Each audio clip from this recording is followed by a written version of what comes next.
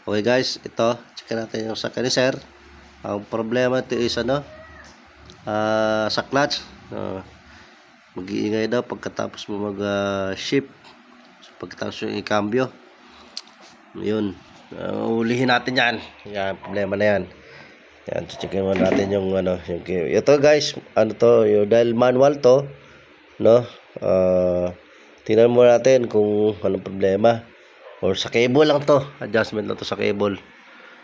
So, tignan natin kung sa cable or may maling ginawa. Kasi ito daw, pinapalitan na siya ng clutch, no? So, dinala lang dito sa atin. Sabi ko, try natin. Okay. So, yan guys, adjust muna tayo sa cable. Okay. Alamin muna natin kung ano yung problema. Ayan, adjust muna tayo ng cable. So, test natin ulit.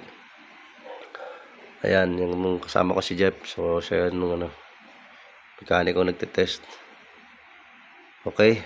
Sablay pa yan guys. Hindi pa yan nakuha. Okay. Medyo tukod pa, no? Kailangan pang i-adjust. So, adjust ulit tayo. Check natin. Pedal play, yo. Pedal play niya, sobrang lubog yan, oh. Sobrang lubog, no? So, adjust natin. So, habang chine-check yung pedal, pinapa-adjust ko yung clutch. Yan, clutch cable.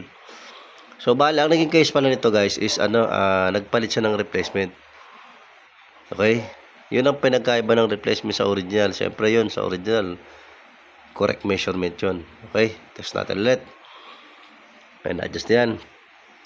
Yan ang mahirap sa replacement. So, kailangan ulihin mo talaga kung ano yung magandang apak. Okay? So, importante hindi tukod. Okay, yun muna natin. Tamang adjustment. So, patry din natin kasi kung okay na sa kanya. Hopefully, okay, adjust pa rin. Medyo di pumasa sa mekaniko natin. So, pa-adjust ulit. Hanggang sa mahuli yung problema ng sasakyan. Ayan. So, dahil na-adjust na natin, si customer na pa-test natin kung approve na sa kanya yung pagkagawa. Okay? Yan.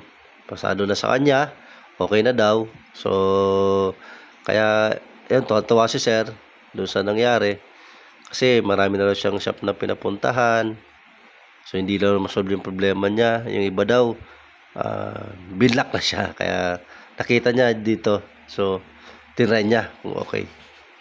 So, satisfied naman si sir. Kaya, nagpa-open all brakes na rin si sir. Ayan, open all brakes. Okay, guys. Open all brakes, napaka-importante ito. Klaro na yung mga magbabakasyon, no? Every 20,000 km, dapat check lagi yung preno natin. Yung mga lubrication ng mga caliper pin yan. Yung caliper pin, no? Natuyo na yan, guys. Natuyo na. So, dahil, siyempre, sa init, sa usage natin sa pang-araw-araw, so, importante malubricate yan. Tapos, ma-adjust dapat din yung brake shoe. Okay? Yan ang maganda sa ganyan. So, dapat ma-fully maintain natin sa sakyan natin para mas tumagal at mas maganda ang performance.